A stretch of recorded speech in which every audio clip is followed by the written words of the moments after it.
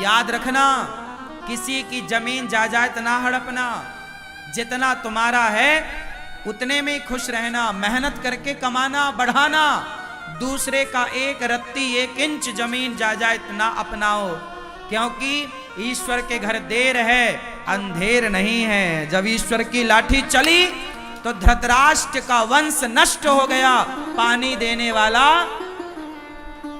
कोई नहीं बचा।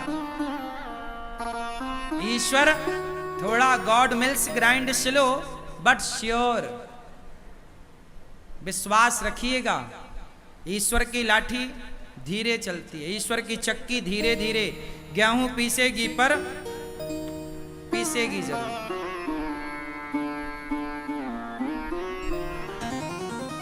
कभी एक चवन्नी आपके खाते में बेवजह किसी की ना आवे, एक रत्ती एक इंच जमीन बेवजह आपके खाते में ना आवे। भैया हमारी मेहनत की रोटी हम नमक रोटी खाएंगे, पर दूसरों का छप्पन भोग हम बेईमानी से ना हड़पेंगे।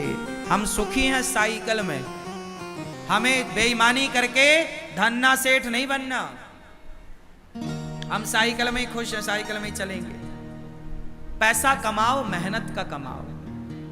बेईमानी किसको फलीभूत, क्या रावण को बेईमानी फलीभूत? भाई रावण ने भी तो अपने भाई का धन हड़प लिया था, कुबेर का। पुष्पक विमान कोई रावण के बाप का थोड़ी था, कुबेर को मिला था। भाई का विमान हड़प लिया, भाई की संपत्ति हड़प ली रावण ने।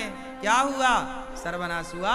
रहा न को कुल रोवनिहारा, 1 लख पूत 1.25 लाख नाती, जिसके घर पर दिया ना बाती। कोई दीपक जलाने वाला अति कभी ना करना बंदे, इति तेरी हो जाएगी। बिन पंखों के पक्षी जैसी गति तेरी हो जाएगी। भैया मेहनत करो रे बाबा, अपनी मेहनत पे भरोसा रखो। जो बनाओ जो कमाओ बलबूते बनाओ। भाई की संपत्ति क्यों हड़पना, पड़ोसियों की संपत्ति बेईमानी से क्यों हड़पना? जो अपना है वो। अच्छा सुनो, किसी की आप लो मत और अपनी एक रत्ती छोड़ो मत। जो आपका है उसे छोड़ना भी नहीं है। ऐसा नहीं कि तुम्हारे घर में कोई कब्जा कर, काहे कर लेगा भैया कब्जा? मारो, केस करो। दुर्योधन ने कब्जा कर लिया पांडवों के घर में, तो बाद में महाभारत हुआ। फिर काहे कब्जा करेगा भैया? तेरे बाप का है। अपना किसी का देखो, किसी का लो मत, किसी का 1 रुपए मत लो और अपना 1 रुपए मत छोड़ो। बात समझ में आई? रिश्ता भाई भाई का और हिसाब पाई पाई का। रिश्ता भाई भाई का और हिसाब पाई पाई का। रिश्ते की जगह रिश्ते को रखो और हिसाब की जगह हिसाब में रिश्ता ना आवे और रिश्ते में हिसाब ना आवे।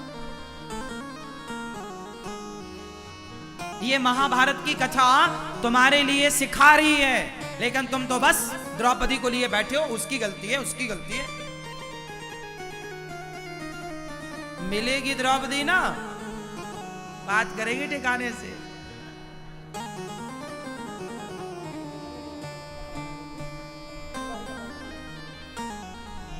क्यों भैया? चश्मा वाले भैया सही है? किसकी गलती है? धृतराष्ट्र की है। बंटवारा क्यों नहीं किया? और सुनो, जितने बूढ़े यहां बैठे हैं, आप लोगों के लिए मतलब की बात बोल दूं। आप लोग जल्दी से अपने बच्चों का बंटवारा कर दो। यदि आप बंटवारा नहीं कर पाए और आप यदि तय हो गए, तो आपके बच्चे आपस में लड़के मर जाएंगे। आज भारत में जितना भी भाई भाइयों का झगड़ा है, वो केवल बाप की गलती के कारण है। मर गया, बंटवारा किया ही नहीं। अब बच्चे बोल रहे हैं ये मैं लूंगा, ये मैं लूंगा। इसलिए मरने के पहले बिल्कुल बंटवारा कर दो। बाद में लिख दो, ये वाला खेत तेरा, ये दुकान तेरी, ये घर तेरा। हाँ, लेकिन मेरे मरने के बाद तुम सब अपना अपना लेना। पर जीते जी साथ में रह सकते हो तो रहो, लेकिन कर दो। क्योंकि बंटवारा प्रकृति का, राम लक्ष्मण का बंटवारा हुआ। बंटवारा अटल सत्य है, करना ही पड़ेगा। यह प्रकृति का नियम है।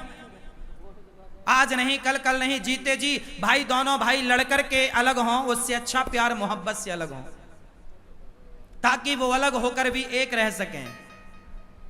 ऐसा भी बंटवारा क्या कि वो एक होकर के भी वो एक ना हो पाए। आज भाई भाई का दुश्मन बना है, देख लेना संसार में। भाई भाई के घर नहीं जाता, शादी हो रही है बड़े भैया की बेटी की, छोटा भाई नहीं जा रहा है, बड़े भाई ने बुलाया ही नहीं। छोटे भाई के बेटे का ब्याह है, बड़ा भैया नहीं जा, सारा संसार आ रहा है, सारे रसगुल्ले खा रहे हैं, पर सगा भाई नहीं आ रहा है। क्यों? क्या मुद्दा था? बंटवारा मुद्दा था। और क्या ये आग किसने लगाई? वो बाप जो मर गया, बंटवारा किया ही नहीं। धृतराष्ट्र ना बनना तुम लोग, सही बोल रहा हूं, कान खोल के सुनना। धृतराष्ट्र बनोगे, तुम्हारा आपस में परिवार लड़के मर जाएगा, और तुम्हारा परिवार आपस में लड़के मरा तो जिम्मेदार तुम हो। परिवार में यदि फूट पड़ती है तो जिम्मेदार बूढ़े होते हैं। तुम कहां थे जब तुम्हारे बच्चे आपस में लड़ रहे थे? तुम कहां थे जब तुम्हारे बच्चों में आपस में वो द्वेष पैदा हो रहा था, घृणा पैदा हो रही थी, नफरत? तुम क्यों नहीं आग बुझाए? यदि आग लग जाएगी घर में तो तुम जल्दी जाके बुझाते नहीं हो क्या? पानी डालते हो, कैसे भी करके बुझाते हो। ऐसा थोड़ी कि आग लगी तुम तमाशा, हाँ लगी आग जलने, ऐसा थोड़ी होता है। कहीं आग लगेगी आप तुरंत जाओगे बुझाओगे। ऐसे जब भाई भाई के बीच में आग लगी, क्यों नहीं बुझाया? क्यों नहीं बुझाई? क्यों धधकने दी आग? और आज रोते हो कि भाई भाई लड़ रहे हैं। मेरी बात मानो, भाइयों को प्यार से रहना चाहिए, लेकिन मैंने वही बात बोली, रिश्ता भाई भाई का और हिसाब पाई पाई का। जिस घर का हिसाब पाई पाई का होगा, उस घर के रिश्ते भाई भाई मिलजुल के रहेंगे, और जहां हिसाब पाई पाई का ना होगा, वहां भाई भाई कभी मिलजुल के रह ही नहीं सकते।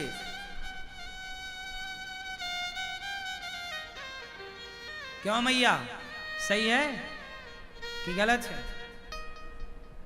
सास क्या करती है? बड़ी बहू को थोड़ा ज्यादा सोना दे देती है, छोटे बहू को थोड़ा कम सोना देती है।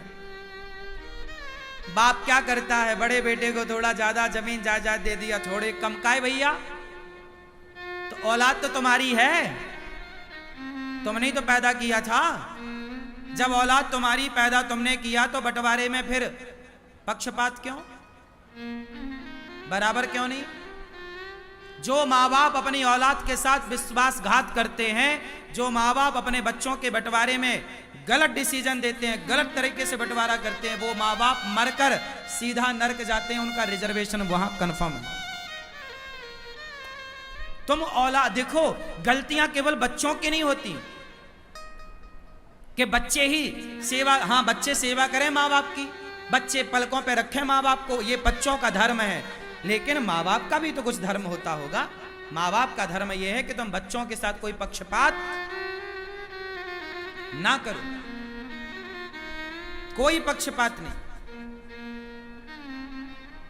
बंटवारा है तो दो। पहले के राजा लोग भी ऐसे ही करते थे, अपने राज्य के दो टुकड़े करते थे, एक हिस्सा एक बेटे को, दूसरा हिस्सा दूसरे बेटे को। राजा, अब देखो राम जी ने, पिता चले गए ना, तो राम जी ने बंटवारा किया। भाई बाप मर जाएगा तो बड़े भाई पिता की तरह होता है। यदि बाप किसी का मर जाए तो बड़ा भाई बंटवारा करे, 1 रुपया ज्यादा ना रखे भाई का। बड़ा भाई बाप बन के बंटवारा राम जी ने किया। मथुरा का राजा शत्रुघ्न जी को बनाया, लखनऊ के राजा लक्ष्मण जी को बनाया। लखनऊ क्या है? लक्ष्मणपुर है। लखनऊ लक्ष्मणपुर, लक्ष्मण जी को लखनऊ का राजा बनाया। अयोध्या के राजा राम बने, भरत जी को भी राजा बनाया। वो गए नहीं, रहे साथ में, लेकिन सत्ता तो राम ने दे दी। भाई अपना धर्म यही है, यही धर्म है। हिसाब पाई पाई का और रिश्ता भाई भाई का। पांडवों का सही सही बंटवारा होता तो ये महाभारत की स्थिति। क्यों जी, बात सही है? तो आप लोगों ने बंटवारा कर दिया कि नहीं? कि अभी भी सब चाबियां आपके पास हैं? कुछ चाबियां दे दो बच्चों को, बेचारे वो भी कमाए खाएं।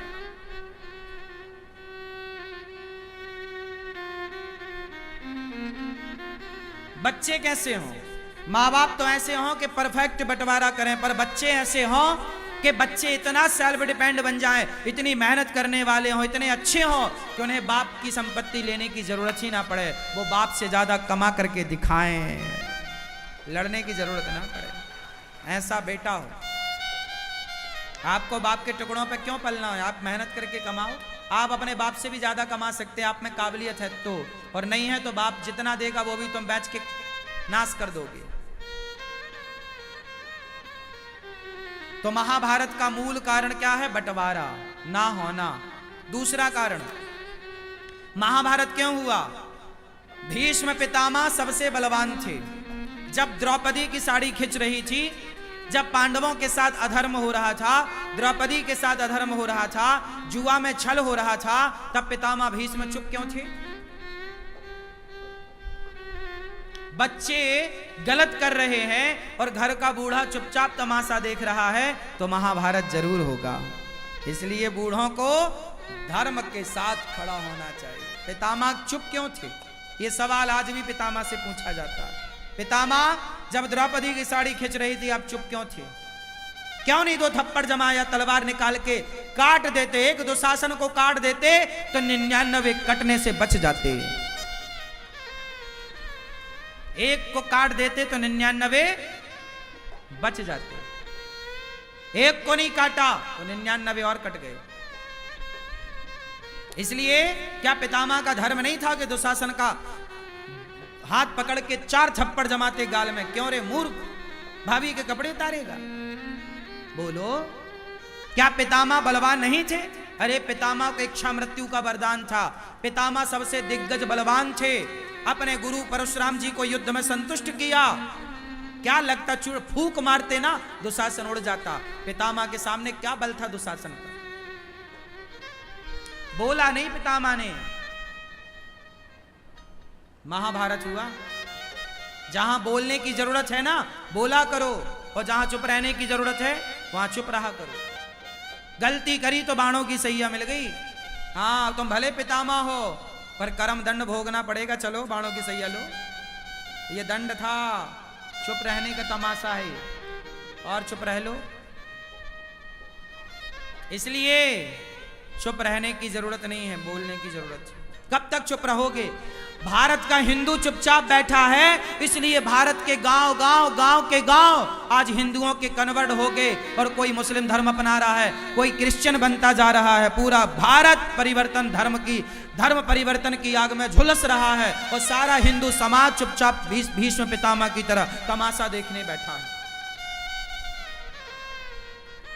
क्या आज भारत में धर्म परिवर्तन नहीं हो रहा है? बोलो जोर से। हो रहा है, पर तुम बैठे तो हो पितामह की तरह। कौन बोल रहा है? तुम्हारे बगल का भाई जो हिंदू था, रामलाल था, अब वो क्रिश्चियन हो गया है। क्या कर रहे थे आप? तब भी द्रौपदी की साड़ी उतर रही थी, और आज भी सनातन की साड़ी उतर रही है। तब भी पितामह चुप थे, आज भी सनातनी चुप है। कब बोलेगा भाई? कब बोलेगा? कहां बोलेगा? क्यों नहीं बोलेगा? आज भारत में करोड़ों, 1 लाख 2 लाख नहीं बोल रहा मैं, करोड़ों हिंदू क्रिश्चियन बन गए। ये बात सही है कि गलत है? गांव की गांव धर्म परिवर्तन हो गए। क्रिश्चियन जहां मंदिर थे वहां पर चर्च बन गई। गांवों में चर्च, हिंदुओं के गांव में चर्च बन गई। कहां थे आप? पितामह बन के बैठ। क्यों नहीं रोका? क्यों नहीं ये सरकारें बात करती इस बात पर? क्यों नहीं सरकारें एक्शन लेती? क्यों सरकार भी पितामह बन के बैठी है? चुपचाप बैठोगे, महाभारत होगा। इसलिए पाप करना तो पाप है, पर पाप को देखना भी सबसे बड़ा पाप है। पितामह ने द्रौपदी की साड़ी उतरते देखा, ये पाप था। तुम्हारे सामने कोई लड़की के कपड़े उतारे जा रहे हो, उसका अपमान किया जा रहा हो, या तो तुम उसकी रक्षा करो या देखो मत। तुम देख रहे हो मतलब पाप कर रहे हो।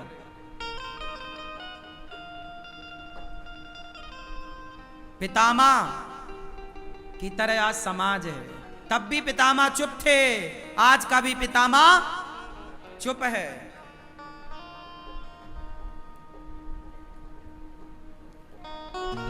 महाभारत क्यों हुआ? पितामह की चुप्पी के कारण। महाभारत क्यों हुआ? तीसरा कारण जानो। महाभारत होने की तीसरी वजह है गांधारी। कौन? जोर से और जोर से। द्रौपदी तो याद है, गांधारी भूल गई?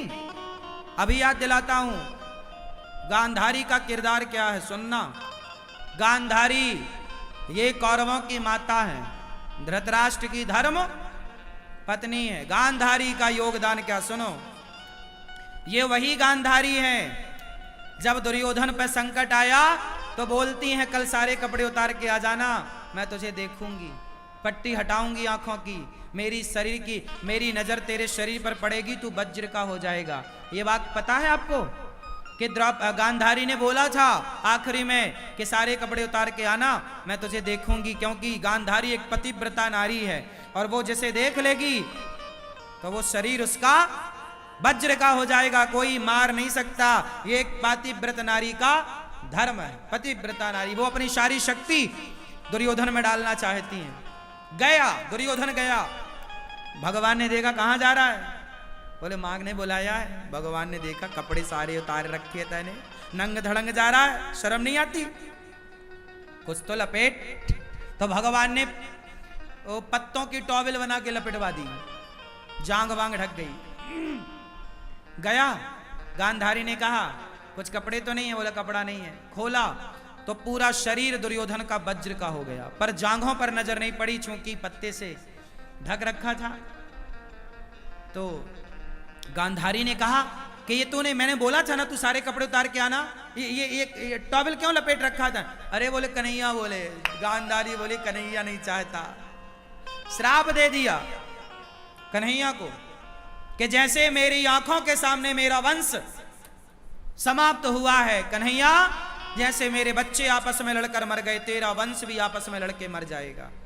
तो भगवान श्री कृष्ण के 56 करोड़ यदुवंशी जो आपस में लड़के मरे, वो गांधारी माता का श्राप था। अब बात क्या थी, वो मुद्दे की बात सुनो। अब मैं आपसे एक सवाल करूं, गांधारी माता ने आंखों की पट्टी हटाई किसके लिए? बोलो, दुर्योधन के लिए। अच्छा, अब गांधारी माता कहीं मिले तो सवाल करना। माता गांधारी सुनो, सवाल आपसे है कि जब आपने दुर्योधन पर संकट आया तो आंखों की पट्टी उतारी, जब द्रौपदी पर संकट आया था तब आपने आंखों की पट्टी क्यों नहीं उतारी थी? तब आंखों की पट्टी उतार कर दौड़ करके तुमने द्रौपदी की लाज बचाई होती, एक नारी होकर नारी की आबरू बचाई होती, तो आज तुम्हारे आंखों के सामने तुम्हारा वंश का नाश ना होता। कहां थी गांधारी जब द्रौपदी की लाज लुट रही थी? क्यों नहीं डांटा? और क्या गांधारी को पता नहीं था कि इस दुर्योधन ने द्रौपदी के कपड़े उतरवाए हैं? उस नालायक को ये अमर बनाना चाहते हैं अपने तपोबल से। उस नालायक को आज एक द्रौपदी की साड़ी उतरवाई है। यदि ये नालायक अमर हो गया दुर्योधन, तो ना जाने कितनों की साड़ियां उतरवाएगा। जब ये सगी भाभी को नहीं छोड़ रहा है तो समाज में किस बहन बेटी को छोड़ता है? ऐसों के लिए तुम पट्टी हटा रही हो, ऐसों के लिए तुम भगवान कृष्ण को श्राप दे रही हो। वाह गांधारी माता, अच्छा न्याय कर लेती हो। जैसा तुम्हारा पति न्याय करता है, जैसा तुम्हारा बेटा न्याय करता, ये माँ बेटे कोई बहुत अंतर नहीं है ना में। ये बहुत अच्छा न्याय कर रही हैं। देखो बचा कैसे रही हैं गलत को। क्या द्रौपदी को नहीं बचाना चाहिए था? बोलो मेरी माँ, बोलो। तुम्हारा बेटा बिगड़ेगा ना तो सवाल तुमसे पूछा जाएगा। तुम मां हो ना, क्या संस्कार दिया तुमने? कैसी मां हो? पैदा करके छोड़ दिया? ऐसे पैदा करके तो सुअर भी छोड़ देता है। तुम मां हो ना, तो माता का धर्म काहे नहीं निभाया? क्या गांधारी का बेटा नालायक निकल गया दुर्योधन, तो क्या गांधारी मां की जिम्मेदारी नहीं है? क्या इसका सवाल गांधारी से नहीं पूछा जाएगा कि कैसे संस्कार दिए तुमने कि तुम्हारा बेटा भरी सभा में किसी के कपड़े उतार रहा है? क्या ये सवाल गांधारी से नहीं पूछा जाएगा? लेकिन आप लोग गांधारी से सवाल ना पूछकर द्रौपदी को गलत ठहराने में लगे हुए। आज तक 5,500 साल बाद भी आप द्रौपदी को ही गलत कह रहे हैं। आप गांधारी से सवाल नहीं करते, आप धृतराष्ट्र से सवाल नहीं करते, आप पितामह भीष्म से सवाल नहीं करते? आप दानवीर कर्ण से सवाल क्यों नहीं करते? कर्ण, भरी सभा में कर्ण बैठे थे। कर्ण तो धर्मज्ञ हैं, दानी हैं, समझदार हैं। दुर्योधन तो चलो नालायक है, पर कर्ण तो अच्छे हैं। क्या कर्ण को नहीं बोलना चाहिए, मित्र मैं तेरा दोस्त हूं यार, पर तू ये जो कर रहा है ना, भरी सभा में कपड़े उतार रही, गलत है। आपका दोस्त कौन होता है? दोस्त का मतलब ये नहीं कि मेरा दोस्त गलत करे तो मैं भी उसका साथ दूं। अरे दोस्त का मतलब ये है कि यदि मैं गलत करूं तो मेरा दोस्त मुझे रोके, भाई ये गलत है। क्यों? दोस्त का मतलब क्या है? कि गलत में साथ दे वो दोस्त, या गलत करने से रोके वो दोस्त? बोलो।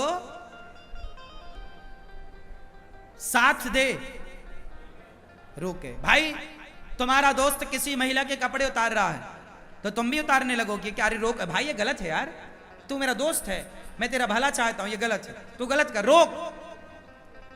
यदि तुम्हारा दोस्त गलत है तो उसके गाल में 2 थप्पड़ जमाने का क्या दोस्त को अधिकार नहीं है? क्यों नहीं जमाया दुशासन के गालों में थप्पड़? दानवीर कर्ण तो बड़े थे ना, पांडवों से भी बड़े थे ना उम्र में, समझदार भी थे, योग्य भी थे। क्यों नहीं रोका? क्यों नहीं रोका? दानवीर कर्ण ने नहीं रोका, तमाशा देखते रहे और बोला, द्रौपदी तेरे 5 पति हैं, छठा मुझे बना ले, क्या बिगड़ जाएगा तेरा? जैसे 5 वैसे ही 6। ये बात कर्ण ने बोली थी। अब बताओ, उन दोस्तों की गलती है, इसलिए दोस्त सबको ना बनाओ। दोस्त ऐसा हो जो मेरी गलती पर मुझे मुख में डांट सके, यार गलत है। ऐसा दोस्त ना हो कि मैं गलती करूं और वो मेरा साथ दे, यार मैं तू मेरा दोस्त मैं साथ दूंगा, नहीं, ऐसा दोस्त नहीं चाहिए मुझे जो मेरा गलत में मेरा साथ दे। ऐसा दोस्त बनाओ जो आपकी गलती करने में आपके सामने आकर खड़ा हो जाए, दोस्त ये काम गलत है, हाथ पकड़ ले आपको गलत काम करने से, रोके, ढाल बन के खड़ा हो जाए आपके सामने, मैं तुझे गलत नहीं करने दूंगा। तू दोस्ती करना चाहे कर, आज मेरी दुश्मनी कर ले तू, लेकिन मैं तुझे गलत नहीं करने दूंगा। ये दोस्त होता है। ये दोस्त नहीं होता कि अपने दोस्त को शराब पिलाने लग जाए, यार तू नहीं पीता पर मैं तो पीता हूं, तो चल तू भी पीने लग जा। आजकल यही चल रहा है कि आप शराब नहीं पीते तो आपके दोस्त चाहते हैं कि आप भी पीने लग जाओ। ये दोस्त नहीं है, तुम्हारे दुश्मन है,